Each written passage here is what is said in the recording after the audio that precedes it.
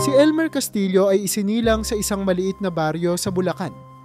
Sa murang edad, namulat siya sa hirap ng buhay dahil parehong magsasaka ang kanyang mga magulang. Walang kuryente noon sa kanilang lugar at kung minsan, kailangan niyang maglakad ng ilang kilometro para makapasok sa eskwela. Ngunit kahit mahirap, may angking talino si Elmer. Matinik siya sa pagbibilang at mabilis makaunawa ng simpleng bookkeeping, bagay na malaking tulong nang magsimula silang magbenta ng gulay sa palengke. Hindi naglaon, nagkaroon siya ng pangarap na balang araw ay maiangat ang kanilang kabuhayan. Habang lumalaki, hindi tumigil si Elmer sa pag-aaral.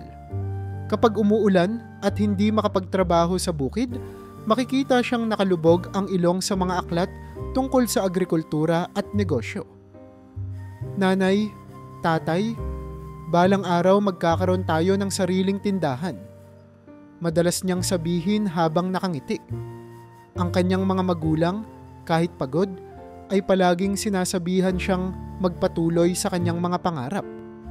Nang tumuntong siya sa kanyang 20s, sinimulan ni Elmer ang sarili niyang organic farming business.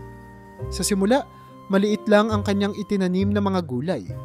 Tinuruan niya ang sarili kung paano mag-compost, magtanim gamit ang mga natural na pataba, at gumamit ng makabagong teknolohiya upang mapaganda ang ani. Nag-eeksperimento siya sa iba't ibang uri ng lettuce, kamatis, at sili. Nagulat na lang ang mga kapitbahay niya nang ang simpleng taniman ni Elmer ay naging sikat sa kanilang probinsya. Hindi nagtagal, ang kanyang mga gulay ay napansin ng ilang mamahaling restaurant sa Maynila. Sa loob lamang ng ilang taon, lumawak ang negosyo ni Elmer. Naging supplier siya ng organic produce sa mga high-end na restaurant sa Bonifacio, Global City at Makati. Ang kanyang pangalan ay naging simbolo ng kalidad at likas-kayang agrikultura. Ngunit kahit na marami na siyang kinikita, hindi nagbago ang kanyang pagiging simple. Makikita pa rin siyang nakasuot ng puting kamiseta at lumang maong kapag bumibisita sa mga taniman. Para saan pa ang marangyang damit? Hindi ko naman kailangan yan para magtanim o makipag-usap sa mga kliyente. Madalas niyang sabihin sa kanyang mga empleyado. Isang araw, habang iniikot niya ang kanyang mga taniman, tumingin siya sa malayo at napansin ang isang patag na lugar sa burol. Doon, biglang pumasok sa isip niya ang ideya ng pagbili ng resort. Ano kaya kung gawing eco-friendly retreat ang isang resort? Pwedeng ipakita sa mga turista kung paano magtanim, kung paano masustentong magpalago ng pagkain. Bulong niya sa sarili. Mula noon, sinimulan niyang maghanap ng property na magiging perpekto para sa kanyang plano. Nakahanap siya ng isang lumang resort sa Batangas na halos hindi na pinapansin ng mga tao. Bagamat may edad na ang gusali, may kakaibang ganda itong taglay. Ang tanawin ng dagat, ang mga punong niyog, at ang preskong hangin. Lahat ng ito'y parang sumisigaw ng potensyal sa mata ni Elmer. Napagpasyahan niyang puntahan ito upang makipag-usap sa kasalukuyang may-ari. Pagdating niya sa resort, bitbit ang kanyang simpleng bag at nakatsinelas lang, sinalubong siya ng malamig na tingin ng receptionist. "Sir, sa likod po ang hiring ng mga security guard," sabi ng babae nang hindi man lang tinatanong kung ano ang kanyang pakay. Hindi kumibo si Elmer at ngumiti na lang. Nagtanong siya tungkol sa manager ng resort, ngunit muli siyang dinismiss ng receptionist. "Pila po muna kayo kung mag-a-apply kayo," ang sabi ng babaeng halatang pagod at inis. "Hindi naman po ako aplikante," sagot ni Elmer, ngunit wala siyang nakuhang sagot. Sa halip, pinandilatan lang siya ng receptionist at iniwan na. Napabuntong hininga si Elmer at naghahanap ng paraan upang makapasok. Sa kanyang pag-iikot, napansin niya ang mga luma at sirang bahagi ng resort. Ang pool na halos hindi na nalilinis, ang mga bulaklak na tuyot, at ang mga kwartong tila hindi na magagamit. Sa kabila ng lahat, nakita pa rin niya ang ganda ng lugar. "Sayang naman kung mapapabayaan ito," sabi niya sa sarili. Habang naglalakad siya sa may hardin, nakasalubong niya si Lara, isang housekeeper na nag-aayos ng mga halaman. Napansin agad ni Lara ang kanyang malumanay na kilos at ngiti. Kayo po ba'y bisita? Wala pa po kasi kaming mga available na room. Mahinahon niyang sabi. Hindi naman. Napadaan lang ako at gusto ko lang makita kung maganda pa ang lugar. Sagot ni Elmer. Napangiti si Lara. Sayang nga po. Dati napakaayos ng resort na ito. Ang dami pong turista noon. Ngayon po halos wala na. Pero siguro naman kapag nagbago ang may-ari, baka maibalik ang sigla. Tumango si Elmer at tinandaan ang sinabi ng dalaga. Oo nga. Sana nga mabigyan ng pagkakataon ang lugar na ito. Sagot niya. Hindi niya sinabi ang tunay niyang pakay, ngunit nakuha niya agad ang tiwala ni Lara. Naging madali ang usapan nila dahil parehong simple at tapat ang kanilang pananaw sa buhay. Dito nagsimulang makita ni Elmer ang mas malalim na dahilan kung bakit niya nais bilhin ang resort. Hindi lamang ito para sa negosyo. Gusto niyang bigyan ng bagong buhay ang lugar na ito para sa mga empleyado, para sa mga turista, at para sa kalikasan. Sa kabila ng malamig na pagtanggap sa kanya ng ilang tauhan ng resort, may mga taong gaya ni Lara na nagbibigay ng pag-asa. Pagkapasok ni Elmer sa lobby ng resort, agad siyang sinalubong ng malamig na titig ng receptionist na si Melissa. Nakaipit sa pagitan ng kaniyang kaliwang tainga at balikat ang telepono habang mabilis siyang nagtatype sa keyboard. Nang makitang palapit si Elmer, saglit siyang tumigil at nagtaas ng kilay. May kailangan po ba kayo, sir? Tanong ni Melissa, pero halatang wala siyang intensyong tumulong. Ang tono ng kanyang boses ay parang nagsasabi na, wala akong oras para sa'yo. Magandang umaga. Magalang na bati ni Elmer. Bit-bit ang kanyang simpleng bag. Nais ko sanang makausap ang may-ari ng resort. May mahalaga akong kailangang talakayin. Ngunit sa halip na sagutin, tinaasan siya ng kilay ni Melissa habang sinulyapan mula ulo hanggang paa ang kanyang pananamit. Lumang kamiseta, kupas na pantalon, at tsinelas na may kaunting putik sa gilid. Lumitaw ang bahagyang ngiti sa kanyang mga labi, ngiting may halong pang-aasar. Sir, sa likod po ang hiring ng security guard. Nandun sa may bodega. Doon po kayo mag-apply. Nagkamali po kayo. Mahinahong sagot ni Elmer. Hindi ako naghahanap ng trabaho. Gusto ko lang talagang makausap ang may-ari. Nag-angat ng daliri si Melissa. Para bang pinipigilan si Elmer na magsalita pa. Sorry sir, pero wala dito ang may-ari. Kung security position po ang hanap nyo, doon po talaga ang daan. Huminga ng malalim si Elmer, pero nanatili ang kanyang ngiti. Salamat, pero hindi ako aplikante. Sa halip na makinig, muling bumalik si Melissa sa kanyang computer. Next, sabi niya. Kahit walang ibang tao sa harap niya. Sa puntong ito, humakbang na lang si Elmer papasok ng walang paalam. Wala na siyang oras para makipagtalo. Pagdating niya sa main hallway, isang pamilyar na boses ang narinig niya. Hoy, ikaw? Sino nagsabing pwede kang pumasok dito? Paharap sa kanya ang manager ng resort, si Raymond Villarreal. Suot nito ang isang branded na polo shirt at pantalong mukhang mamahalin. Sa likod nito, isang grupo ng empleyado ang tahimik na nagmamasid, tila takot makialam. Si Raymond ay kilalang mayabang at mahigpit, ngunit sa kanyang tindig at tingin, may halong yabang at panunumbat ang boses. Magandang umaga po, bati ni Elmer. Nais ko sanang makipag-usap tungkol sa... teka lang. Putol ni Raymond sabay turo sa tsinelas ni Elmer. Ganyan ba talaga ang pang-aplikante ng gwardiya ngayon? Hindi na nga nakasapatos, wala pang daladalang resume?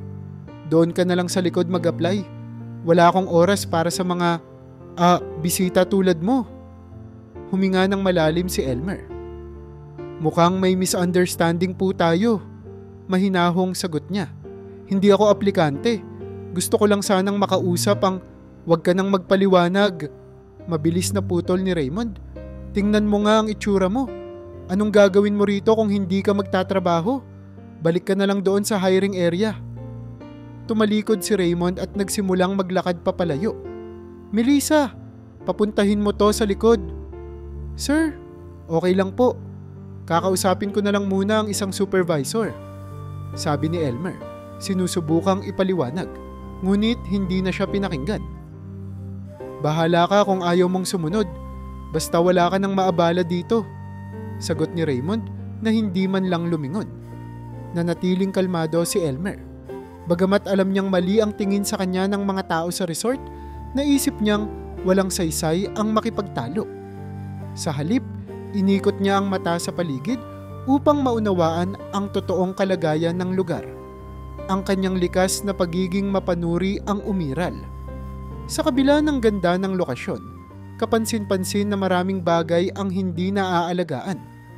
Mga sirang ilaw, maruming sahig, at mga palamuti na tila matagal nang hindi ina-update. Ang laki ng potensyal ng lugar na to, bulong niya sa sarili. Alam niyang kung papansinin lang ito ng tama, maaaring maibalik ang dating sigla nito. Ngunit hindi rin niya maiwasang mapailing. Ang ganitong klaseng pamamalakad, ang mali at mayabang na trato sa mga taong mukhang walang pera, ay walang ibang dulot kundi pagbagsak. Sa kabila ng malamig na pagtanggap, ngumiti pa rin si Elmer. "Hindi bale," sabi niya sa sarili. "Magkikita-kita rin tayo ulit." Kahit pa patuloy siyang tinitignan ng masama ng ibang empleyado, nagpatuloy si Elmer sa pagtuklas sa mga sulok ng resort. Habang lumilipas ang oras, mas nalilinawan siya sa desisyong bilhin ng lugar. Ngunit sa sandaling iyon, walang ibang may alam kung sino siya. Isang simpleng magsasaka na nagawang pasuki ng mundo ng negosyo at nagdala ng kalikasan sa lungsod. At ang mas hindi nila alam, siya na ang magiging bagong may-ari ng resort na iyon. Sa patuloy na pag-ikot ni Elmer sa resort, lalo pa niyang napansin ang maraming aspeto ng lugar na tila napabayaan na. Nasa unang palapag pa lamang siya, ngunit kapansin-pansin na ang madilim na pasilyo dahil sa mga ilaw na matagal nang hindi pinapalitan. Sa gilid ng dingding, may ilang bahaging tila inupuan ng alikabok at ang mga basurahan ay halos umapaw na. Sa di kalayuan, nakita niya ang swimming pool na may lumot na sa gilid at tila hindi nalilinis ng maayos. Hindi malinis ang tubig at kung titignan, parang mas mapapahamak pa ang sinumang lulusong dito. "Sayang naman itong lugar," bulong ni Elmer sa sarili habang tinitingnan ang pool. Kung maayos lang ang pamamalakad, siguradong babalik ang mga turista. Patuloy siyang naglakad papunta sa mga kwarto ng resort. Mula sa pintuan ng hallway, may naririnig siyang nagrereklamo. "Ano ba naman ito? Ang mahal ng bayad namin tapos ganito lang ang makukuha namin?" Sigaw ng isang babae mula sa loob ng kwarto. Sa gilid ng pinto, tumayo si Elmer at tahimik na nakinig. Ang guest ay nagsasalita sa telepono. Tila kausap ang front desk. "Miss Melissa, ilang beses na akong tumawag tungkol sa aircon na ito. Hindi na nga gumagana, hindi nyo pa rin maayos-ayos." Nag-aalalang sabi ng bisita. "Ito bang binabayaran namin para magdusa sa init dito sa kwarto?" Napakunot noo si Elmer. Malinaw na maraming problema ang resort na hindi ina-address ng management. Napailing siya habang patuloy na nag-iikot. Sa kaliwang bahagi ng hallway, nakita niyang may pintura na nagbabalat na sa dingding. Maging ang sahig ay may bitak na at may mga sulok na tila iniiwasan ng mga empleyado sa kadahilan ng hindi maayos ang linis. Napadaan siya sa isang maliit na kwarto kung saan may staff na nag-aayos ng mga gamit.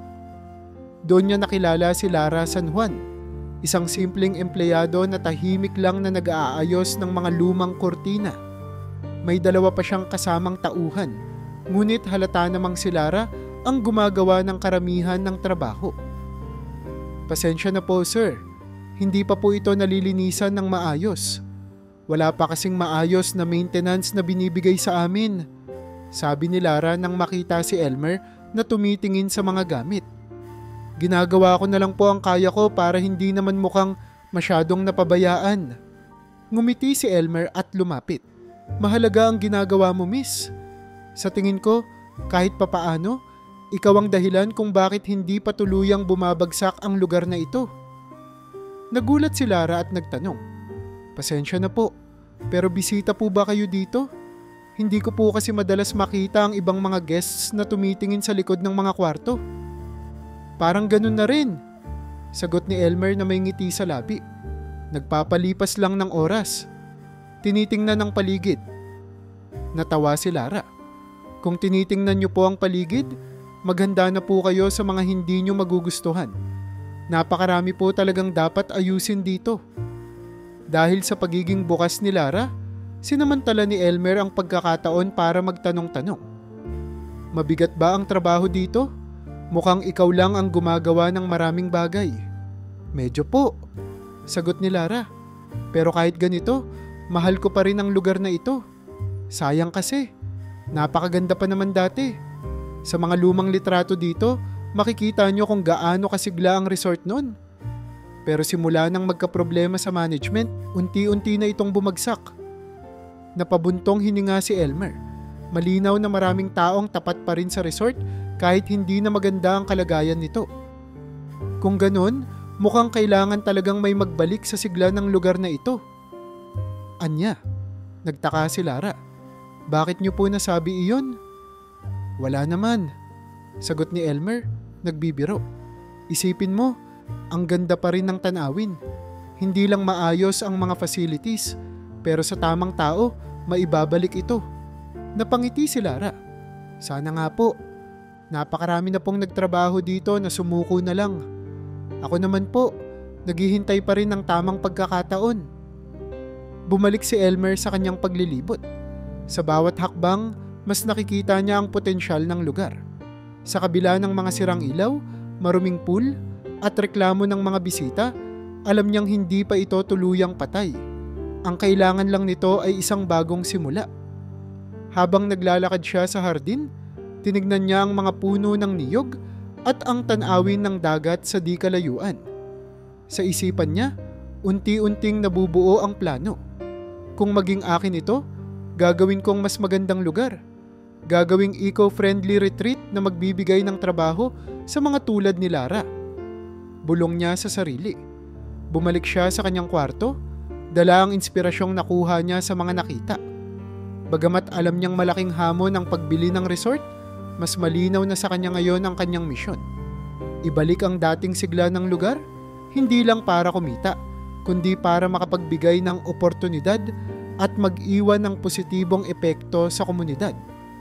Habang nag-iikot si Elmer sa resort, muli niyang nakita si Lara sa may garden. Nakatayo ito sa ilalim ng lilim ng isang matandang puno ng niyog. May hawak na basang mop at isang malaki-laking timba ng tubig. Ang simpleng uniforme ni Lara ay may bahagyang mantsa, ngunit ang kanyang ngiti ay waring liwanag na nagbibigay buhay sa madilim na kalagayan ng lugar. Napansin siya ni Lara at magiliw na tumango. "Good morning, sir. Kamusta po ang inyong stay?" Ngumiti si Elmer at tumingin sa paligid. "Ayos naman. Iniikot-ikot ko lang ang lugar. Ang ganda ng tanawin dito, kahit may mga dapat pang ayusin." Tumawa si Lara. "Opo, sir. Marami po talaga dapat ayusin. Pero kahit paano, at least maganda pa rin po ang view, di ba?" "Talagang maganda," sang-ayon ni Elmer. "Ilang taon ka na bang nagtatrabaho dito?" "Mahigit 5 taon na po," sagot ni Lara habang pinupunas ang pawis sa noo. "Nagsimula po ako bilang on-the-job trainee sa housekeeping. Tapos ayon, na-hire ako after graduation. Dito na rin po ako tumagal." Napatango si Elmer. "Mukhang sanay ka na talaga dito. Siguro kilala mo na ang lahat ng sulok ng resort, pati na rin ang lahat ng tao." "Ah, medyo po. Pero hindi ko po kilala ang lahat ng guest." Biro ni Lara. "Kayo po, first time nyo ba dito?" Ngumiti si Elmer. "Oo, ngayon lang. Gusto ko lang makita kung ano ang meron dito." Habang nag-uusap, napansin ni Elmer na napakadaling kausap ni Lara. Hindi ito tulad ng iba pang mga empleyado na mapanghusga o nagmamadali. Sa halip, maaliwalas ang mukha nito at may kakaibang sigla sa boses. Wala rin siyang naramdaman na yabang o pagmamaliit mula sa dalaga. Nagustuhan mo ba dito? Sa 5 taon mong pagtatrabaho, hindi ka ba napagod? Tanong ni Elmer habang nakaupo sa isang bakanting upuan malapit kay Lara. Napabuntong hininga si Lara, ngunit nanatili ang kanyang ngiti. Minsan po, napapagod. Lalo na kapag sobrang dami ng bisita tapos kulang kami sa tao. Pero mahal ko po kasi ang trabaho ko. Mahal ko rin itong lugar. Hindi ka ba naghahanap ng ibang trabaho? Sa 5 taon, siguro may ibang oportunidad kang dumating? Tanong ni Elmer, seryosong nakatingin kay Lara. Bahagyang bumaba ang ngiti ni Lara. Meron naman po. May mga nag-alok sa akin ng mas malaking sahod sa ibang hotel sa Maynila. Pero hindi ko po matanggap. Parang dito na po kasi ako nasanay. Ang dami ko pong nakilala dito. Parang pamilya na rin ang ibang mga katrabaho ko. Tumango si Elmer, tila naaantig ng sagot ni Lara. Sa kabila ng mga problema at kakulangan sa pasilidad, nananatili pa rin ang dedikasyon nito. Hindi niya maiwasang humanga sa dalaga. Hindi lamang dahil masayahin ito, kundi dahil nakikita niya ang totoo nitong malasakit sa lugar at sa mga tao. Alam mo, bihira na lang ang mga taong tulad mo. Marami ang umaalis kapag hindi maganda ang kalagayan ng trabaho, pero ikaw nananatili, sabi ni Elmer. Tingin ko mas marami kang naitutulong dito kaysa sa iniisip mo. Bahagyang namula si Lara sa sinabi ni Elmer. Naku sir, hindi naman po siguro. Trabaho lang po talaga. Pero sa gitna ng kanilang pag-uusap, tila nagkaroon ng maliit na koneksyon. Hindi man diretsahang sinabi, ramdam ni Elmer ang sinseridad ni Lara. Ramdam din niya na si Lara ay isang taong maaasahan, kahit na hindi ito nabibigyan ng tamang pagkilala ng pamunuan ng resort. Sa pagtagal ng kanilang pag-uusap, hindi nila namalayang lumipas ang oras. Ngunit sa halip na pagod, tila mas gumaan ang pakiramdam ni Elmer. Sa huli, tumayo na si Lara, hawak pa rin ang map at timba. Pasensya na po sir, kailangan ko na pong bumalik sa trabaho. Baka po hanapin ako ng supervisor. Ngumiti si Elmer at tumayo rin. Oo nga, baka mahuli ka pa. Salamat sa oras mo Lara. Wala po yun sir. Salamat din po sa kwentuhan, sagot ni Lara bago tuluyang umalis. Habang pinapanood ni Elmer ang paglayo ni Lara, napansin niya ang kakaibang pakiramdam sa kanyang dibdib. Para bang sa unang pagkakataon, may nakilala siyang totoo. Isang taong simpleng namumuhay, ngunit may dalisay na malasakit. Ito ang naging simula ng kanilang hindi inaasahang koneksyon. Habang patuloy sa pag-iikot si Elmer, lalong nagiging malinaw sa kanya ang kalagayan ng resort. Hindi lang ito simpleng napabayaan. May mas malalim pang suliranin na nakaapekto sa kabuuan ng operasyon nito.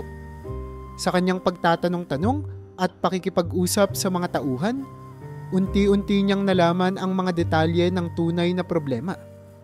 Sa isang pagkakataon, napadaan siya sa isang staff lounge at narinig ang usapan ng 2 empleyado.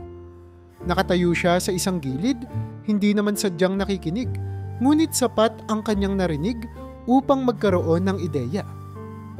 Grabe talaga si Manager Raymond, sabi ng isang lalaki na nakasandal sa pader, halatang nagpipigil ng inis.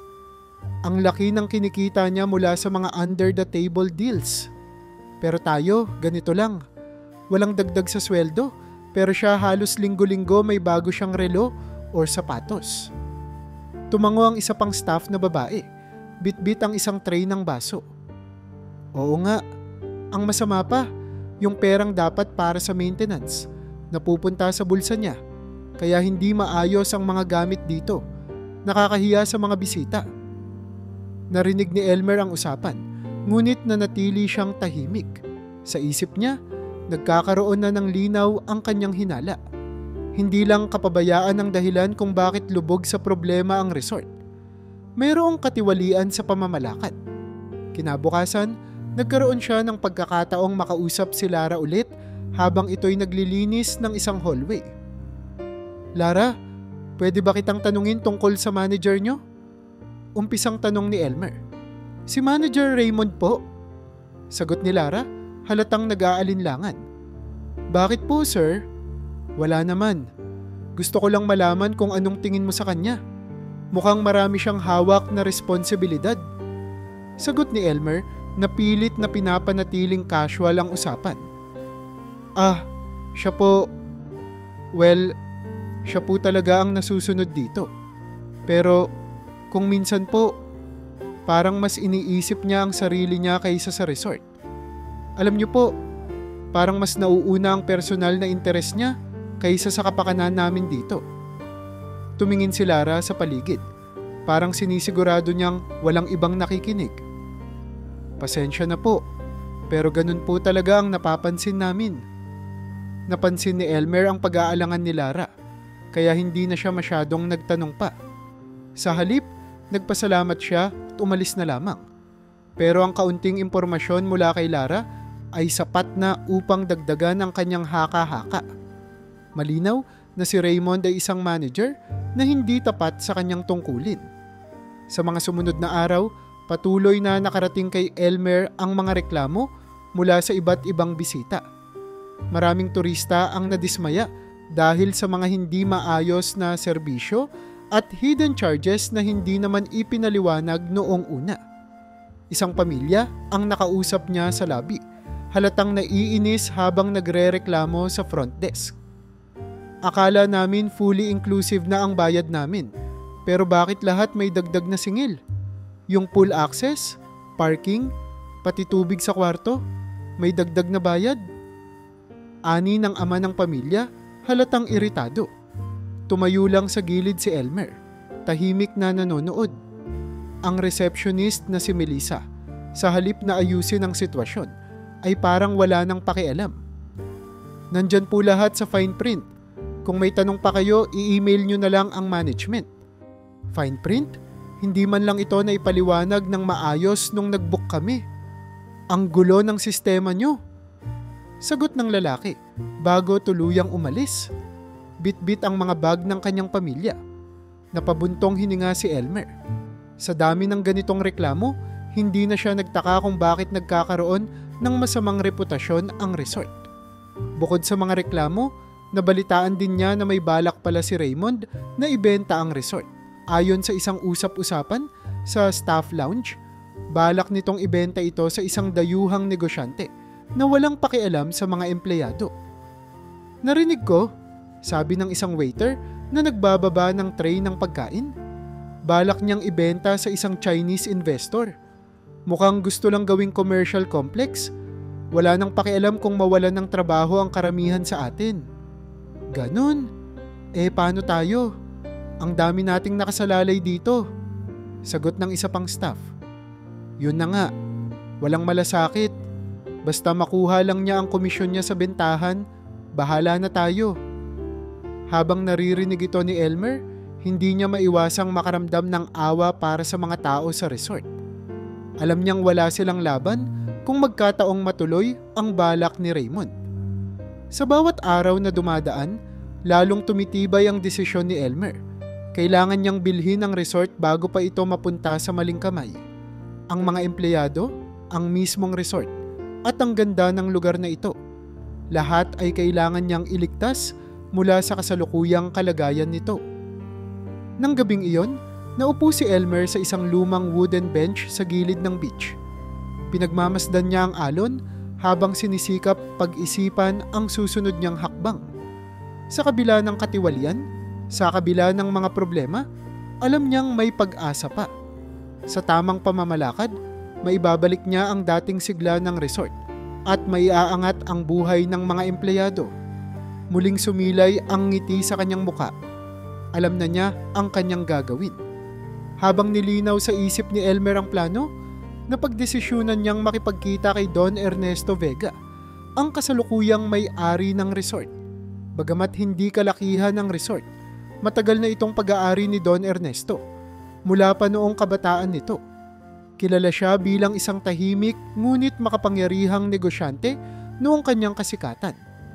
Ngunit ngayon, isa na siyang matanda, pagod na sa pag-handle ng isang negosyo na tila wala nang makitang liwanag. Nagpa-schedule si Elmer ng meeting sa opisina ng may-ari. Nang pumasok siya sa maliit ngunit maayos na opisina sa itaas na bahagi ng resort, nakita niya si Don Ernesto na nakaupo sa isang antigong kahoy na mesa. Payat at may mga linya sa muka na patunay ng kanyang mahabang karanasan, ngunit may dignidad pa rin sa kanyang tindig. Hindi siya nag-aksaya ng oras. Iniabot niya agad ang kamay upang makipagkamay kay Elmer. "Ah, ikaw pala ang gustong makipag-usap tungkol sa pagbili ng resort," ani ni Don Ernesto habang pinapaupo siya. "Opo, Don Ernesto. Isang karangalan po na makaharap kayo," magalang na sagot ni Elmer. "Ang sabi nila, isa kang magsasaka na nagtagumpay sa negosyo. Anong interes mo sa resort na ito?" Tanong ni Don Ernesto, nakatingin ng diretso kay Elmer. Inisa-isa ni Elmer ang kanyang plano. Ipinakita niya kung paano niya gagawing mas makabago at mas makabuti ang resort. Nagdala pa siya ng mga blueprint at disenyo para ipakita kung paanong magiging eco-friendly ang mga pasilidad. Ang mga swimming pool ay gagamitan ng natural filtration systems. Ang mga gulay na ihahain sa restaurant ay manggagaling sa organikong taniman sa likod ng resort. Magiging zero waste ang mga operasyon gamit ang renewable energy tulad ng solar panels. Habang naglalahad ng kanyang plano, si Don Ernesto ay tahimik na nakikinig, nakasandal sa kanyang silya. Hindi niya pinutol si Elmer kahit minsan, at sa halip ay tumango lamang paminsan-minsan. "Alam mo, gusto kong sabihin na maganda ang plano mo," ani ni Don Ernesto matapos ang presentasyon ni Elmer. "Pero hindi lahat ng magandang plano ay madaling maisakatuparan. Bakit ikaw? Bakit hindi ang ibang mayamang negosyante na kaya akong bilhan ng doble sa halaga ng resort na ito?" Mabilis na sumagot si Elmer. "Kasi po, Don Ernesto, hindi ko lang po ito tinitignan bilang isang negosyo. Tinitignan ko ito bilang isang proyekto ng buhay ko. Sa ganitong paraan ko po nais magbigay ng ambag sa kalikasan at sa komunidad. Hindi po ito para sa kita lamang, kundi para maipakita na posibleng magkaroon ng isang resort na hindi lang panglibangan, kundi may pakinabang din sa kalikasan." Napangiti si Don Ernesto. "Maraming beses na akong kinausap ng ibang gustong bumili nito, Elmer. Lahat sila magagandang salita, pero sa huli, alam kong ang hinahabol nila'y kita lang. Hindi ang mismong lugar, hindi ang mga tao rito. Kaya po sana bigyan niyo ako ng pagkakataon," ani Elmer. "Sa ganitong paraan, maibabalik po natin ang sigla ng resort na ito. Makakatulong po tayo sa mga empleyado, sa lokal na komunidad, at maitataguyod po natin ang sustainable tourism." Matagal na tumingin si Don Ernesto kay Elmer. Hindi lamang ang plano ni Elmer ang nakapagbigay ng interes sa matanda, kundi ang sinseridad ng kanyang mga salita. "Elmer, nakita ko ang determinasyon sa iyo. Mukhang ikaw na ang tamang tao para sa lugar na ito. Hindi ko na kailangan ng mas malaking pera. Ang kailangan ko ay ang kasiguraduhang mapupunta ito sa isang taong magmamahal dito, katulad ng pagmamahal ko noong kabataan ko. At sa tingin ko, ikaw na nga iyon." Napangiti si Elmer sa sinabi ni Don Ernesto. "Maraming salamat po. Hindi po kayo magsisisi." Sa mga sumunod na araw, nagsimula na ang proseso ng paglipat ng pagmamay-ari. Hindi pa ipinapaalam sa mga empleyado ang balita, ngunit abala na ang dalawang panig sa mga legal na dokumento at negosasyon. Sa bawat pagkakataon na magkikita si Don Ernesto at Elmer, lalong tumatatag ang tiwala ng matanda sa binata. "Alam mo, Elmer," sabi ni Don Ernesto, isang araw habang nagkakape sila sa terrace ng resort, "ang daming alaala ko dito. Noong una, parang simpleng negosyo lang ito sa akin, pero nang tumagal, naging tahanan ko na rin ito. Sana makita mo rin ito bilang tahanan." "Opo, Don Ernesto. Isa pong karangalan na may pagpatuloy ang nasimulan nyo," sagot ni Elmer. Sa huling araw, bago formal na ma-announce ang pagbabago, nagpaalam si Don Ernesto sa kanyang mga tauhan sa paraang tahimik. Hindi muna niya ipinaalam ang tungkol kay Elmer, ngunit sa halip, binili na niya ang mga tauhan na patuloy na magtrabaho ng maayos. May darating na pagbabagong magpapabuti sa lugar na ito. Sana'y tanggapin niyo ito ng buong puso, sabi niya. Nang gabi ding iyon, nagkaroon ng kaunting selebrasyon ang dalawang magkasosyo, ang matandang negosyante at ang probinsyanong magsasaka na ngayoy isang ganap na negosyante na may layunin hindi lang para sa sarili, kundi para rin sa lahat. Sa kabila ng hamon, ramdam ni Elmer ang suporta ni Don Ernesto. At habang tahimik niyang tinitingnan ang asul na alon ng dagat, alam niyang magsisimula na ang isang bagong yugto para sa resort, para sa mga tao, at para sa kanyang pangarap. Isang mainit na umaga, nagtipon-tipon ang lahat ng tauhan ng resort sa maluwag na conference room. Sa utos ni Don Ernesto, lahat ng empleyado, mula sa mga housekeeping staff hanggang sa management, ay inabisuhan na dapat silang dumalo sa pulong. Hindi nila alam kung ano ang dahilan ng biglaang meeting, ngunit ang bulong-bulungan ay magpapakilala na ng bagong may-ari. Kilala ko na kung sino yan, bulong ni Melissa sa isang kasamahan habang naghihintay. Malamang isa sa mga dayuhan na nakausap ni Manager Raymond. Narinig ko nga, sobrang yaman daw nung negosyanteng iyon. Oo nga, sigurado ako, mamahalin yan at imposibleng kilala natin. Sagot ng isa pang tauhan na nakatayo malapit sa pintuan. Samantala, si Raymond ay tahimik na nakaupo sa dulong bahagi ng mesa. May bahagya siyang ngiti sa kanyang muka, parang sigurado sa kung sino ang darating. Huwag niyong masyadong asahan na magiging madali ang mga bagay, anya sa mga empleyado na nagtanong kung ano ang mangyayari. Kung sino man ang papalit, siguradong may bagong patakaran. Pero tandaan ninyo, ako pa rin ang manager dito. Pagsapit ng 10:00, bumukas ang pinto at pumasok si Don Ernesto. Tila lahat ng ingay sa silid ay nawala. Tumayo ang matanda, tumingin sa mga tauhan at ngumiti ng magiliw. Magandang umaga sa inyong lahat, bati niya. Alam kong nagtataka kayo kung bakit ko kayo pinatawag. Marami sa inyo ang naririnig na ang resort na ito ay magkakaroon ng bagong pamamahala. At tama kayo. Agad na umingay muli ang silid. Nag-usap-usap ang mga tauhan, ang ilan ay nagtataka, ang ilan naman ay tila excited. Pero bago pa tuluyang magulo, itinaas ni Don Ernesto ang kanyang kamay upang tahimik silang lahat. Ang taong papalit sa akin ay hindi basta-basta. Napakahalaga sa akin ng resort na ito, kaya't sinigurado kong mapupunta ito sa taong talagang magmamahal dito. Patuloy ni Don Ernesto. Tumigil siya saglit, parang inaalala ang mga nakaraang taon ng pamamahala sa resort. At ngayon, nais kong ipakilala ang bagong may-ari. Siya ang magpapatuloy ng legacy ng lugar na ito at umaasa akong susuportahan ninyo siya. Dahan-dahan niyang itinuro ang pinto at ilang segundo lang ay bumukas ito. Pumasok si Elmer. Nakasuot pa rin ng kanyang simpleng polo shirt at maong.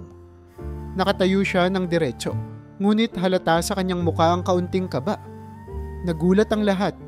Ang iba ay tumigil sa paghinga. Ang ilan ay napabukas ang bibig. Pinakita ng kanilang mga mata ang matinding sorpresa, lalo na sina Melissa at Raymond. Siya? Bulalas ni Melissa. Hindi na naitago ang kanyang reaksyon. Hindi pwede. Akala ko dayuhan ang bibili ng resort. Si Raymond naman, sa unang pagkakataon ay hindi makapagsalita. Nakatitig lang siya kay Elmer, tila hindi makapaniwala. Impossible, bulong niya sa sarili. Isang aplikante? Paano nangyari to? Habang ang iba'y naguguluhan, si Lara naman ay napangiti ng kaunti.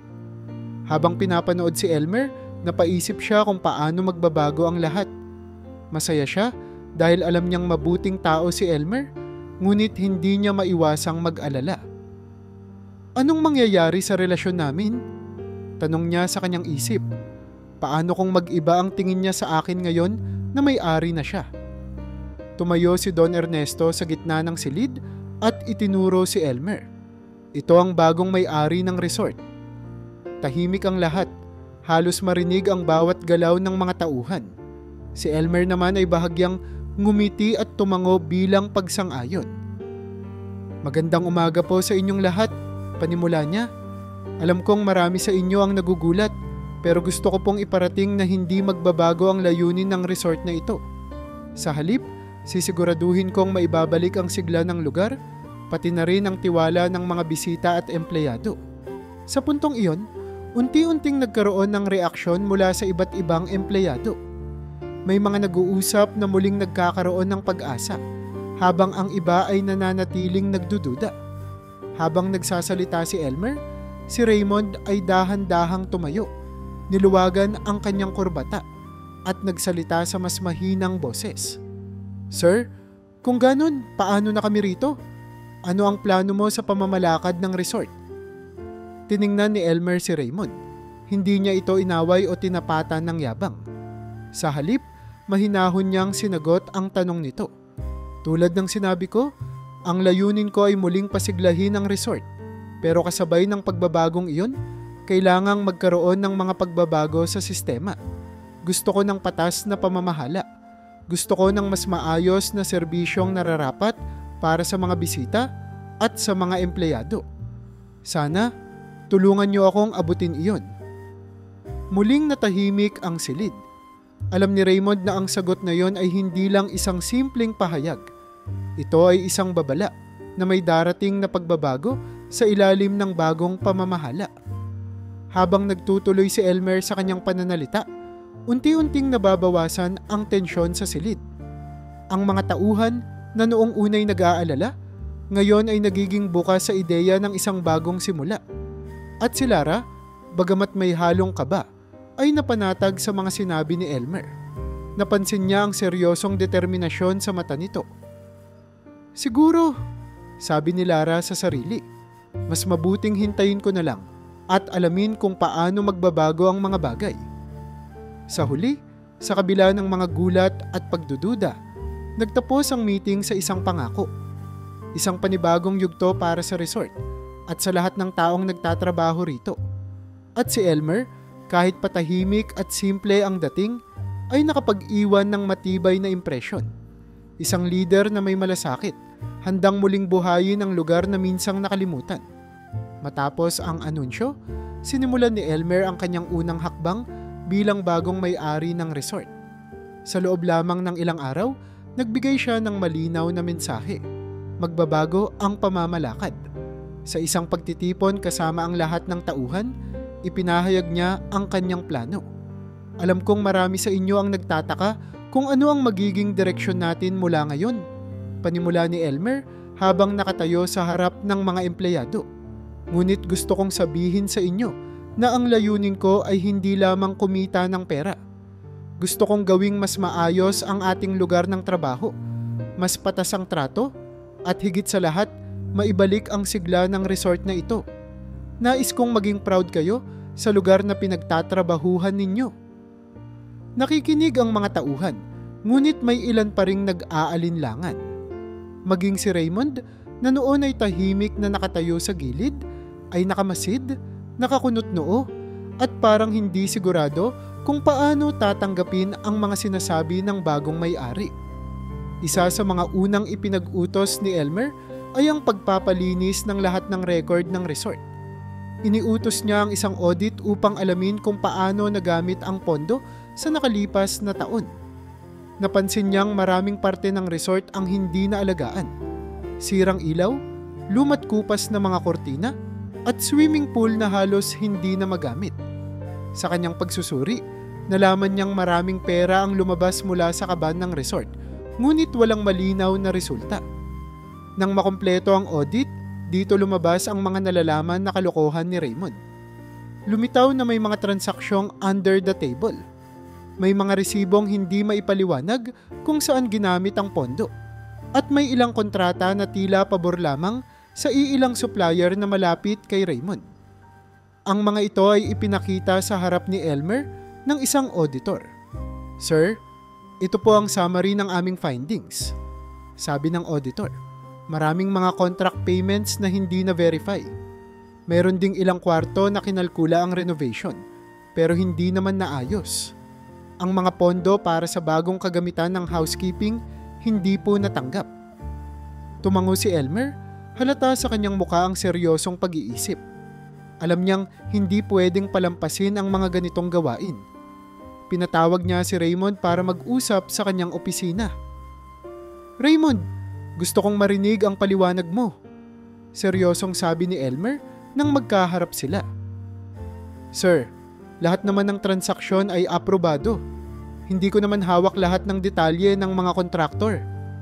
Mabilis na sagot ni Raymond, halatang kinakabahan. "Pero bakit lumabas sa audit na ang mga pondo para sa maintenance ay hindi napunta sa tamang lugar? At bakit mayroon tayong mga supplier na hindi lehitimo?" Tanong ni Elmer. Diretso ang tingin kay Raymond. Nag-iwas ng tingin si Raymond. "Siguro may pagkukulang ang accounting team. Hindi nila nasusubaybayan ang lahat. Raymond, ikaw ang manager. Responsibilidad mo ang mga transaksyong ito. Ang daming empleyado ang nagtatrabaho ng sobra-sobra pero hindi sila nababayaran ng tama. Habang may mga resibo tayong hindi naman naramdaman ang resulta. Hindi na pwede ito," sagot ni Elmer. Pagkatapos ng masusing pag-usisa at pagsusuri, tinanggal si Raymond sa kanyang posisyon. Bukod doon, pinatawan siya ng obligasyong isauli ang anumang perang hindi wasto ang pagkakagamit. Ang dating mga tauhan na madalas niyang pinapagalitan at pinababayaan ay napapanatag na ngayon. Habang nililinis ni Elmer ang sistema, sinimulan din niyang kilalanin ang mga empleyado na nagpakita ng dedikasyon. Kung sino ang nagpakahirap para sa resort na ito, sila ang bibigyan natin ng pagkakataon, sabi niya sa isang meeting kasama ang mga supervisor. Si Lara, na isa sa mga pinakamasipag sa housekeeping, ay binigyan ng bagong posisyon bilang head of housekeeping. Ang ibang matagal ng empleyado na may maayos na record ay nakatanggap ng promosyon o dagdag na sahod. Para kay Elmer, mahalagang malaman ng mga tauhan na pinahahalagahan ang kanilang pagsisikap. "Salamat po, sir. Hindi po namin nakalaing mapapansin nyo ang ginagawa namin," sabi ni Lara nang tawagin siya ni Elmer upang ipahayag ang kanyang bagong posisyon. "Naririnig ko ang bawat reklamo at hinaing ninyo, Lara. Kaya naman gagawin natin ang lahat para siguraduhing patas ang trato sa bawat empleyado. Hindi lang dapat kayo nagtatrabaho para kumita. Dapat maramdaman nyo rin ang pag-asenso," sagot ni Elmer. Bukod sa pamamahala ng tauhan, inuna rin ni Elmer ang pagpapaayos ng mga sirang pasilidad. Pinalitan ang lahat ng ilaw sa mga hallway, inayos ang mga air conditioning unit sa mga kwarto, at nilinis ang swimming pool na matagal nang pinanghihinaan ng loob ang mga bisita. Nagsimula rin siyang magpatupad ng mga eco-friendly na solusyon tulad ng solar panels at composting ng kitchen waste. Ang restaurant ng resort ay nag-umpisa ng gumamit ng organic vegetables na galing sa sarili nilang taniman. Sa bawat hakbang, mas lalong nakita ng mga empleyado at bisita ang pagbabagong dala ng bagong pamumuno. Sa unang 6 na buwan ng pamamalakad ni Elmer, unti-unti nang naramdaman ang pagbabago. Ang dating mga empleyado na nawalan ng pag-asa ay muling naging masigla. Ang dating madilim na hallway, ngayon ay maliwanag at maaliwalas. Ang dating maruming pool, ngayon ay malinis at maayos nang magamit ng mga bisita. Unti-unting bumalik ang sigla sa resort at ang mga bisita'y muling natutuwang magbalik. Ang lahat ng ito ay nagsimula dahil sa determinasyon ni Elmer na gawing patas at maayos ang sistema ng pamamahala. Mula sa pagwaksi ng katiwalian hanggang sa pagbibigay ng karampatang pagkilala sa mga masisipag na empleyado, nagawa niyang ilipat ang direksyon ng resort mula sa pagiging problemado tungo sa pagiging matagumpay na pasilidad na may malasakit sa kalikasan at sa mga tao. Habang patuloy na tumataas ang tagumpay ng resort sa ilalim ng pamumuno ni Elmer, hindi maalis kay Raymond ang galit at inggit. Hindi siya makapaniwala na ang dating simpleng probinsyano ay naging may-ari at pinuno ng lugar na minsan niyang kinontrol. Hindi niya matanggap na sa ilalim ng pamamahala ni Elmer, unti-unting bumalik ang sigla ng resort Tumaas ang moral ng mga empleyado at napansin pa ng mga bisita ang positibong pagbabago. Isang gabi, habang tahimik na nagkakape sa isang maliit na restaurant sa lungsod, kinausap ni Raymond ang isang lumang kakilala. Si Andrew, isang investor na may reputasyon sa paggamit ng legal na butas upang makuha ang mga negosyo ng iba. Andrew, bungad ni Raymond, may alam ka bang paraan para maagaw ko ulit ang resort na iyon? Tumawa si Andrew at sumagot, lahat ng bagay may paraan, pero kailangang maingat tayo. Hindi pwedeng diretsahan. Ang tanong, anong plano mo? Napangiti si Raymond at inilahad ang kanyang plano. Magpapakalat siya ng maling impormasyon tungkol kay Elmer sa social media. Ang layunin ay sirain ang reputasyon ng bagong may-ari at gawing parang hindi siya karapat-dapat sa posisyon. Kasabay nito, tutulungan siya ni Andrew na humanap ng mga butas sa kontrata ng pagbili ni Elmer upang maibalik ang kontrol ng resort sa kanila. Pagkalipas ng ilang araw, nagsimula na ang plano. Bigla ang naglabasan ng mga pekeng artikulo sa social media na naglalaman ng maling balita tungkol kay Elmer. Ayon sa mga post, si Elmer di umano ay sangkot sa iligal na negosyo, na ang resort ay ginagawang front para sa money laundering, at may mga reklamo mula sa hindi umano na bayarang empleyado. Pinalabas din na ang mga eco-friendly na proyekto ng resort ay hindi lehitimo at puro marketing lang. Kumalat ang mga pekeng balitang ito sa social media. Ang ilang bisita ng resort ay nagduda at maging ang ilang empleyado ay nag-alinlangan. Sir Elmer, tanong ni Lara isang araw, totoo po ba ang mga sinasabi sa Facebook? Sabi nila, ginagamit daw ang resort para sa mga iligal na gawain. Tiningnan ni Elmer si Lara nang may mahinahong ngiti. Hindi totoo iyon, Lara. Maraming fake news na kumakalat ngayon.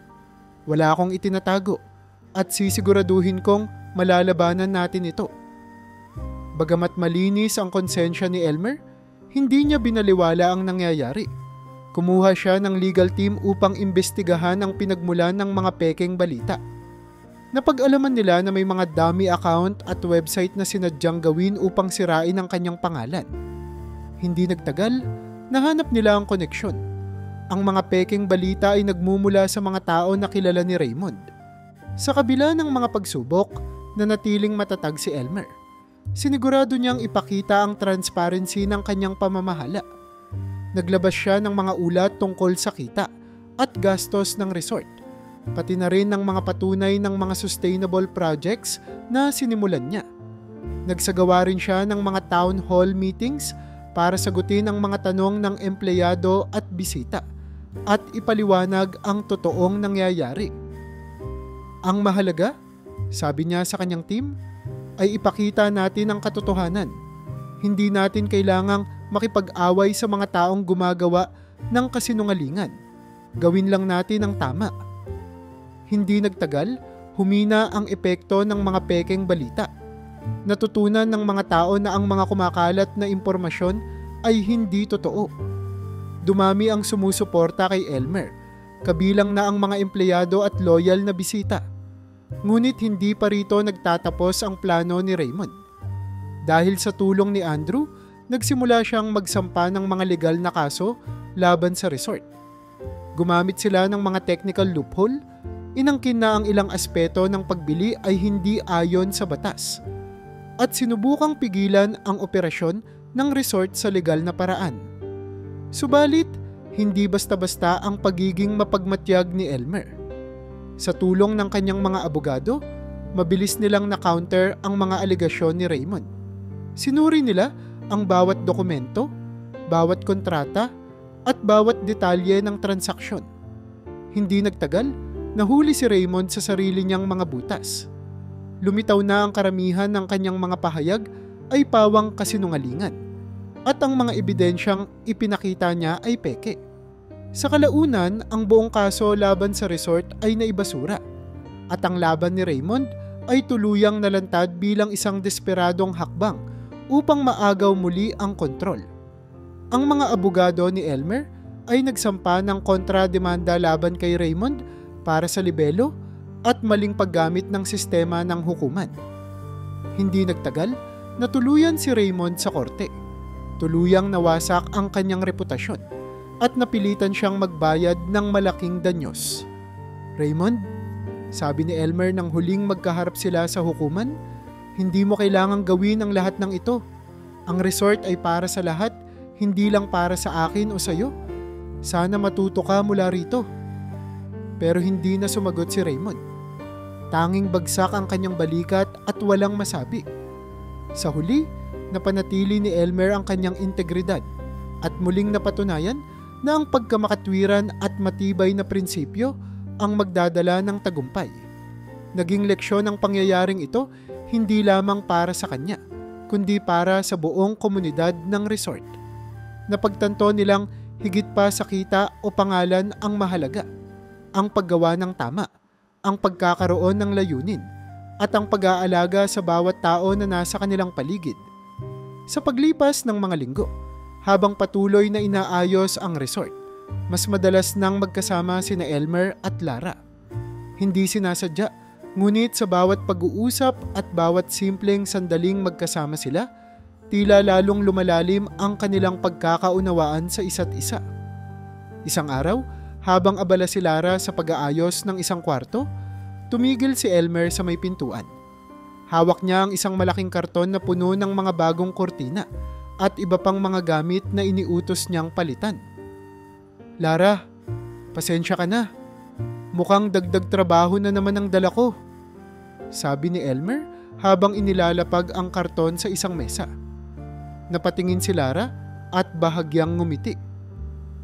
"Naku sir, sanay na po ako. Mas gusto ko nga po ito. At least, may naipalit na sa mga luma." Ngumiti si Elmer. "Alam mo, kung hindi dahil sa mga tulad mo, hindi ko alam kung paano natin maaabot ang mga ganitong pagbabago."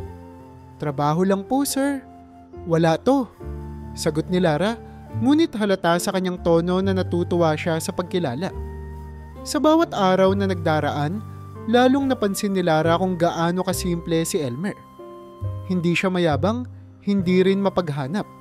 Sa kabila ng yaman at posisyon, ang trato nito sa lahat ng empleyado, mapa manager o simpleng housekeeper, ay pantay-pantay. May mga pagkakataon pa nga na makikita siya sa kusina, tumutulong sa mga tauhan na nag-aayos ng mga pagkain. "Sir Elmer, bakit po kayo nandito? Hindi po ba dapat sa opisina kayo?" tanong ni Lara isang beses nang mahuli niya si Elmer na naglalagay ng mga plato sa buffet table. "Wag mo na akong tawaging sir. Elmer lang," sagot ng binata, sabay ngiti. "At hindi naman palaging opisina ang trabaho ko. Mas gusto kong makita kung paano natin mapapabuti ang serbisyo. Hands-on." Napangiti si Lara at natutunan na niyang tawagin si Elmer sa pangalan nito. Hindi niya maiwasang humanga sa binata, hindi dahil sa posisyon nito, kundi dahil sa pagiging totoo at mapagpakumbaba. Unti-unti, naramdaman niya na hindi lang simpleng respeto ang mayroon siya para dito. May kakaibang damdaming sumisibol sa kanyang puso. Sa kabilang banda, si Elmer man ay hindi maitatanggi sa kanyang sarili na nagkakaroon siya ng damdamin para kay Lara. Ang kasipagan nito, ang natural nitong kagandahan kahit wala itong anumang kolorete, at ang pagiging tapat nito sa trabaho ang mas lalo pang nakahila sa kanya. Ngunit pinipilit niyang itago ang nararamdaman. Hindi dahil ayaw niya, kundi dahil nag-aalala siyang baka magbago ang tingin ng iba kung sakaling malaman nila. Hindi ko dapat idamay si Lara rito. Madalas niyang isipin sa tuwing naiisip niyang may gusto siya sa dalaga. Pero bakit parang hindi ko kayang hindi siya isipin? Isang gabi, nag-organisa si Elmer ng simpleng kasayahan para sa lahat ng empleyado. Naglagay sila ng maaliwalas na ilaw sa paligid ng resort, nagdala ng isang maliit na banda, at naghain ng masarap na pagkain mula sa lokal na ani ng lugar. Lahat ng empleyado ay naroon, mula sa housekeeping hanggang sa front desk.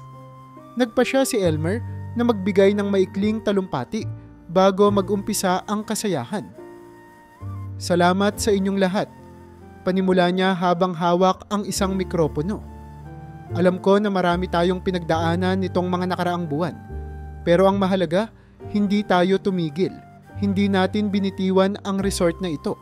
Kaya ngayong gabi, gusto ko lang magpasalamat sa bawat isa sa inyo. Kayo ang dahilan kung bakit nagiging mas maganda ang lugar na ito. Malakas ang palakpak at masaya ang lahat. Si Lara naman, bagamat tahimik na nakatayo sa isang sulok, ay hindi maiwasang mapangiti habang pinapanood si Elmer. Ramdam niya ang sinseridad ng binata sa bawat salitang binibitiwan nito. Nang matapos ang talumpati, sinimulan na ang tugtugan at kantahan. Ang iba'y sumayaw, ang ilan naman ay nagkwentuhan sa mga mesa. Si Elmer, matapos makipag-usap sa ilang tauhan, ay napansin si Lara na nakaupo sa isang upuan malapit sa hardin. Lumapit siya at tinanong ito, "Bakit hindi ka sumasayaw?" "Sir Elmer?" "Ay, Elmer pala," sagot ni Lara, bahagyang namumula. "Hindi po kasi ako magaling sumayaw." "Wala namang masama sa subukan, di ba?" tanong ni Elmer, sabay abot ng kamay. "Halika, isang sayaw lang." Hindi na nakatanggi si Lara. Hinawakan niya ang kamay ni Elmer at sabay silang pumunta sa gitna ng liwanag ng mga nakasabit na ilaw. Hindi man siya sanay, ginabayan siya ni Elmer at sa bawat hakbang ay tila nawala ang kaba sa kanyang dibdib. Sa mga sandaling iyon, parang tumigil ang oras. Sa kabila ng simpleng kasuotan ni Lara at ng casual na kilos ni Elmer, ramdam nilang espesyal ang sandaling iyon. Wala silang ibang iniisip kundi ang sayaw, ang musika at ang presensya ng isa't isa. Pagkatapos ng sayaw, dahan-dahan silang bumalik sa tabi ng hardin. Hindi na nakapigil si Elmer at sinabi ang matagal nang bumabagabag sa kanyang isip. "Lara," panimula niya, "alam kong hindi ito ang tamang lugar o oras, pero hindi ko na kayang itago. May gusto ako sa'yo. Alam kong magkaiba tayo ng mundo pero sana bigyan mo ako ng pagkakataon." Nabigla si Lara sa narinig, ngunit hindi niya maitago ang ngiti. "Elmer, hindi ko inasahan na sasabihin mo yan, pero ako rin. Hindi ko alam kung kailan, pero natutunan kong magustuhan ka. Natutunan kong makita kung gaano kakabuting tao." Walang sinayang na sandali si Elmer. "Kung ganoon, simulan na natin. Hindi ko alam kung ano ang darating, pero gusto ko sanang subukan nating dalawa." At doon nagsimula ang kanilang opisyal na relasyon. Sa kabila ng kanilang magkaibang pinagmulan, isang simpleng empleyado at isang probinsyanong negosyante, nahanap nila ang kanilang daan patungo sa isa't isa. Sa bawat araw na lumilipas, lalo nilang pinagtitibay ang kanilang samahan habang patuloy na pinapaganda ang resort na nagsilbing tulay ng kanilang kwento. Makalipas ang ilang buwang matiyagang pagsasaayos, sumapit na ang araw ng muling pagbubukas ng resort. Sa ilalim ng bagong pangalan, Haven Verde Eco Resort, at mas pinalawak na konsepto, muling nagising ang dating tulog na paraiso. Pinalitan na ang sirang mga ilaw at naitayo na ang modernong eco-friendly na mga cottage na nakatago sa lilim ng mga punong niyog. Ang mga pasilyo'y maliwanag na muli, ang swimming pool ay makintab na, at ang restaurant ay may malinis at organic na menu. Sa araw ng reopening, dumating ang maraming bisita mula sa iba't ibang bahagi ng bansa. Ang ilan sa kanila ay matagal ng bisita ng resort noong nakaraang dekada. Ngunit nawala ang interes nang bumagsak ito sa ilalim ng lumang pamamahala. "Grabe," wika ng isang matandang mag-asawa habang nakatingin sa tanawin. "Parang bagong resort. Parang ibang mundo ang nadatnan namin." Bukod sa bagong ganda ng lugar, ang ecotourism concept na ipinatupad ni Elmer ang naging pangunahing dahilan ng pagdagsa ng mga bisita. May mga guided tours sa organic farms, mga nature walk sa kagubatan ng resort, at hands-on workshops sa composting at sustainable gardening. Ang lahat ng ito ay idinisenyo upang maging hindi lamang relaxation spot ang resort, kundi maging isang lugar kung saan natututo ang mga tao tungkol sa likas na yaman at pangangalaga sa kalikasan. Habang abala si Elmer sa pagtanggap ng mga VIP guests, nakalapit sa kanya ang isa sa mga lumang empleyado, si Mang Pedro. Dati siyang maintenance staff na halos mawalan ng trabaho dahil sa pagkatingga ng resort noon. Ngayon, may bago siyang responsibilidad bilang assistant supervisor ng groundskeeping team. Sir Elmer, bati ni Mang Pedro, may halo ng ngiti at kaba. "Oh, Mang Pedro," sagot ni Elmer, "anong masasabi mo sa bago nating resort?" "Hindi ko po inakala na magiging ganito kaganda ulit ang lugar na ito. Parang hindi ko na halos makilala. At higit sa lahat, maraming salamat po sa pagbibigay ng bagong pagkakataon sa amin," sabi ni Mang Pedro, halatang emosyonal. "Wala yun, Mang Pedro," sagot ni Elmer. "Deserve nyo yan. Lahat kayo. Kung wala kayo, hindi natin maaabot ang ganito. Hindi lang ito tungkol sa negosyo. Tungkol din ito sa pagbibigay buhay ulit sa komunidad." Bukod kay Mang Pedro, marami pang dating empleyado ang napagbigyan ng bagong tsansa. Si Lara, na ngayon ay isang operations manager, ay tumutulong sa pagdisenyo ng mga aktibidad sa resort. Ang mga housekeeping staff na dati mababa ang morale ay ngayon nakangiti na habang nag-aasikaso ng mga kwarto. Nagkaroon din ng mga bagong miyembro ng team, mga lokal mula sa kalapit na barangay. Sa expansion ng resort, umabot na rin ang biyaya nito sa komunidad. Ang mga tanim na gulay ng mga lokal na magsasaka ay naging pangunahing supply ng restaurant, habang ang mga kabataan sa lugar ay may pagkakataon ng makapagtrabaho bilang guide sa eco-tours. Sa gitna ng kasiyahan ng reopening, isang matandang babae ang lumapit kay Elmer. Siya si Aling Marites, kilalang tindera ng mga prutas sa bayan. "Elmer," simula ni Aling Marites, "dati kita lang pinapanood noon sa palengke. Abay, hindi ko akalain na magiging ganyan kakalayo mararating. Napakabuting tao mo talaga. Salamat at dinala mo ang biyaya sa ating lugar." "Maraming salamat din, Aling Marites," sagot ni Elmer. "Ang resort na ito ay para sa lahat. Sana'y makatulong pa tayo sa mas marami pang tao." Hindi nagtagal, naging usap-usapan sa buong rehiyon ang Haven Verde Eco Resort. Maging ang mga kalapit na bayan ay napansin ang epekto nito. Dumagsa ang mga turista at kasabay nito'y lumakas ang lokal na negosyo sa paligid ng resort. Ang mga tricycle driver ay nagkaroon ng mas maraming pasahero, ang mga tindahan ng pasalubong ay umunlad, at ang iba pang mga negosyante ay nakakita ng bagong pag-asa. Ngunit ang tagumpay ni Elmer ay hindi lang dahil sa muling pagsigla ng resort. Siya ay naging inspirasyon para sa marami. Ang kwento ng isang probinsyanong nagtagumpay sa sariling sikap na ginamit ang tamang layunin at prinsipyo para mapalago ang negosyo ay nagbigay inspirasyon sa mga tao. Minsan, habang nagpapahinga sa kanyang opisina, nakatanggap si Elmer ng sulat mula sa isang estudyanteng nag-aaral ng agrikultura. "Sir Elmer," sabi ng liham, "na-inspire po ako sa kwento ninyo. Gusto ko pong maging katulad ninyo balang araw. Natutunan ko na hindi hadlang ang pagiging simpleng tao para makamit ang mga pangarap. Sana po makita ko rin ang resort ninyo balang araw." Nang mabasa ito ni Elmer, napangiti siya. Hindi lang pala negosyo o pagbibigay trabaho ang epekto ng kanyang ginagawa. Nagiging gabay din ito para sa iba.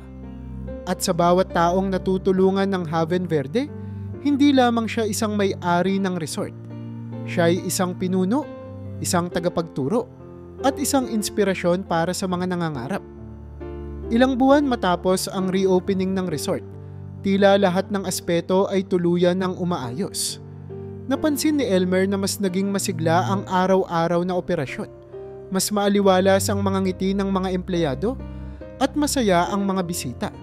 Ngunit dumating ang isang hindi inaasahang pagsubok, isang bagyong mas malakas kaysa sa karaniwang dumarating sa lugar.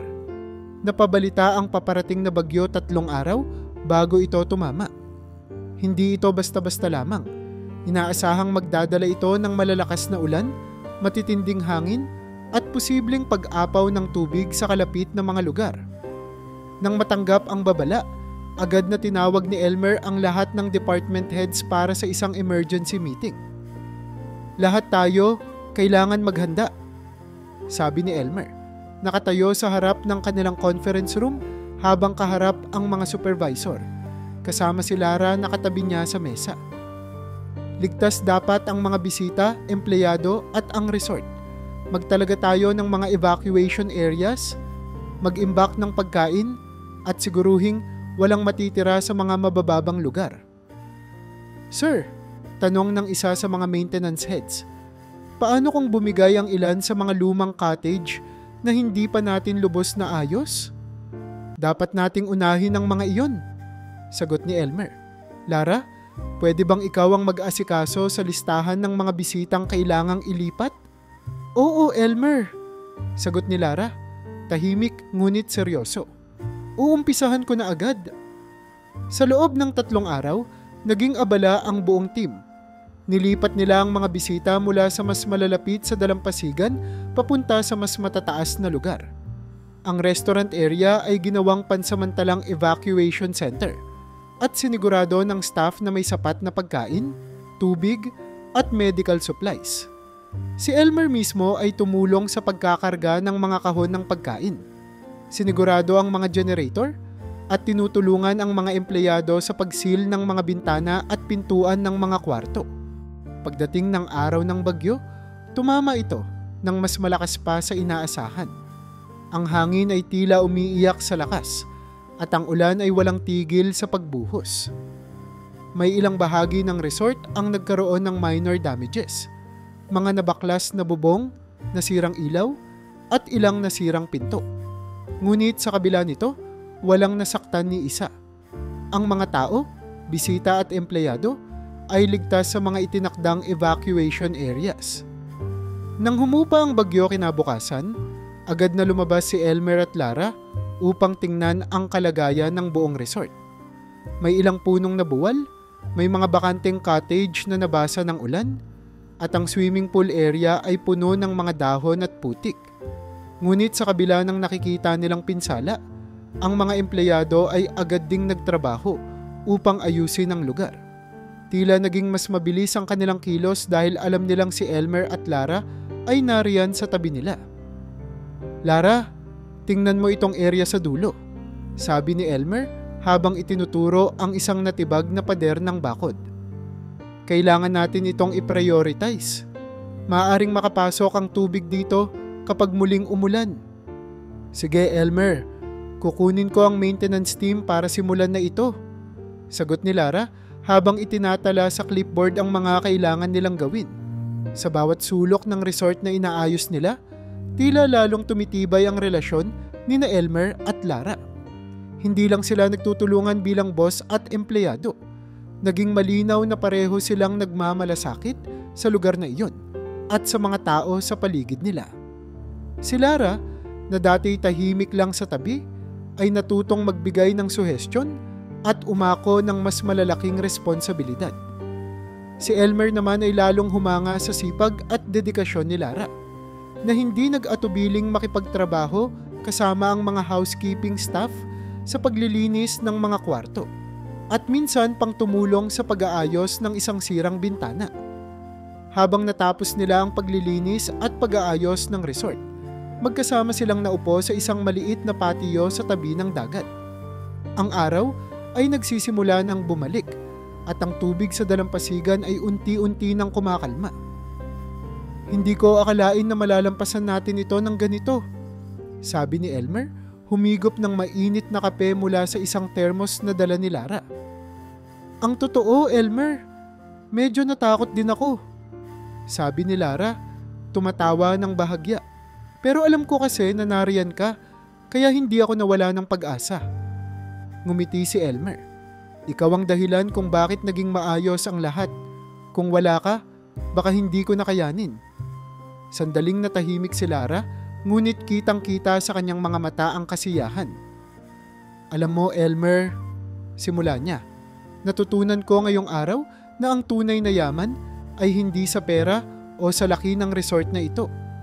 Nasa mga taong nakasama mo sa hirap, sa mga taong tumulong sa iyo sa kabila ng lahat ng pagsubok. Tama ka, Lara, sagot ni Elmer. Kaya lalo ko pang ipinagmamalaki ang lugar na ito, hindi lang dahil sa mga tanawin, kundi dahil sa mga taong bumubuo dito. Kayo, ikaw, lahat ng staff, ang tunay na yaman ng resort na ito. Sa mga sandaling iyon, napagtanto nilang dalawa na mas malalim pa ang kanilang samahan kaysa sa inaakala nila. Tumibay ang kanilang tiwala sa isa't isa at sa gitna ng hirap na dala ng bagyo, natutunan nilang pahalagahan hindi lamang ang trabaho, kundi ang malasakit sa bawat tao sa paligid nila. Lumipas ang mga taon at tila bumalik na sa kalikasan ang Haven Verde Eco Resort. Ang dating resort na puno ng sirang pasilidad at nasisirang reputasyon ay ngayon ay nangunguna sa listahan ng mga eco-friendly na destinasyon sa bansa. Sa ilalim ng pamumuno ni Elmer, naging inspirasyon ito sa iba pang negosyo kung paano maiaangat ang turismo nang hindi sinisira ang kalikasan. Ang mga dating basurang itinapon lang kung saan-saan ay ngayon ay nire-recycle na. Ang tubig na ginagamit sa resort ay nililinis at muling ginagamit sa pagtutubig ng kanilang organic farm. Ang mga kuryente sa bawat cottage ay galing na sa solar panels. At ang mga pagkain sa restaurant ay mula sa mga tanim na gulay at prutas sa kanilang sariling taniman. Sa bawat sulok ng resort, may mga sign na nagsasabing respetuhin ang kalikasan na sinasalamin ng bagong layunin ng lugar. Ang maging kaibigan ng kalikasan habang nagbibigay ng aliw sa mga tao. Isang hapon, habang naglalakad si Elmer sa ilalim ng lilim ng mga punong niyog, narinig niya ang hagik-hikan ng mga bata. Napatingin siya sa playground na itinayo nila ilang buwan na ang nakalipas. Doon niya nakita si Lara. Nakangiti habang nilalaro ang dalawang batang lalaki na nagtutulak ng mga wooden toy cars. Napangiti si Elmer at lumapit sa kanila. "Kamusta ang dalawang malikot na to?" tanong ni Elmer habang binubuhat ang mas batang lalaki. "Masaya, Papa," sagot ng bata. Hinahabol pa rin ang kapatid niya. "Gusto nila lagi dito maglaro," sabat ni Lara habang iniaayos ang sombrero ng isang bata upang maprotektahan ito sa araw. "Yan ang maganda," sagot ni Elmer. Nakangiti. Dapat sanay silang mahalin ang kalikasan habang bata pa. Ang simpleng tagpong ito ay patunay kung gaano kalaki ang nabago sa buhay ni Elmer. Mula sa isang magsasakang pinagtawanan noon sa probinsya, ngayon ay isa na siyang matagumpay na negosyante, isang ama at asawa. Ang kasal nila ni Lara na ginanap sa ilalim ng mga punong kahoy ng resort ay naging simbolo ng pagsasanib ng kanilang personal na kwento at ng kwento ng Haven Verde. Hindi ito engrandeng seremonya. Puno ito ng kalikasan at simpleng pagmamahalan. Ang lahat ng staff ay imbitado at ang araw na iyon ay tumatak sa puso ng bawat dumalo. Hindi lang ito isang kasalan, kundi isang selebrasyon ng pagkakaibigan at malasakit. "Lara," sabi ni Elmer habang hinahawakan ng kamay ng kanyang asawa. "Hindi ko naisip na darating ako sa puntong ganito. Hindi ko akalaing makakahanap ako ng ganitong kasiyahan. Sa lahat ng pagsubok na dinaanan natin, ikaw ang laging nasa tabi ko. Salamat." "Salamat din, Elmer," sagot ni Lara, halatang emosyonal. "Kung hindi dahil sa'yo, baka hanggang ngayon ay nagtatrabaho pa rin ako sa likod ng kwarto, naghuhugas ng kortina." Ang dating mga taong nagmaliit kay Elmer, ang mga tumingin sa kanya bilang isang aplikante lang, ngayon ay humahanga na. Maraming mga negosyante ang bumibisita sa Haven Verde upang matutunan kung paano nila maaring i-replicate ang modelong ginawa ni Elmer. Ang mga dating kliyente sa Maynila na noon ay tumatawa sa kanyang kasimplehan, ngayon ay gustong makipag-collaborate upang palawakin pa ang konsepto ng ecotourism.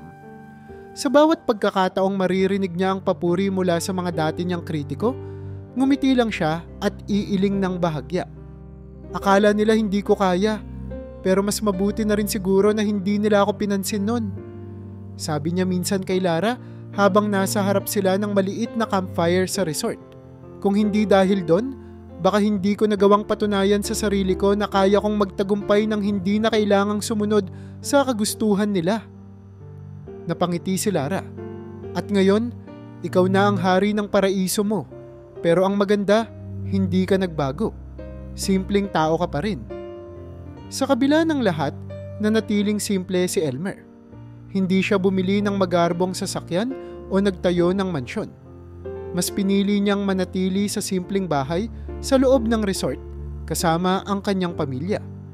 Ang pinakamasarap na bahagi ng kanyang araw ay ang umaga, kung saan sabay silang nag-aalmusal sa harap ng taniman habang naririnig ang huni ng mga ibon at ang masarap na simoy ng hangin. Ngayon, ang Haven Verde ay hindi na lang basta resort. Ito ay isang simbolo ng tagumpay na hindi batay sa kayamanan o kapangyarihan. Ito ay tagumpay na batay sa pagmamahal sa kalikasan, malasakit sa kapwa, at simpleng pagkakaisa. At sa gitna ng lahat ng ito ay si Elmer. Ang probinsyanong minsan ay hindi pinansin, ngunit ngayoy hinahangaan bilang isang pinuno, isang asawa, isang ama, at higit sa lahat bilang isang tao na nagpatunay na ang tunay na yaman ay nasa pagmamalasakit sa iba at sa paligid.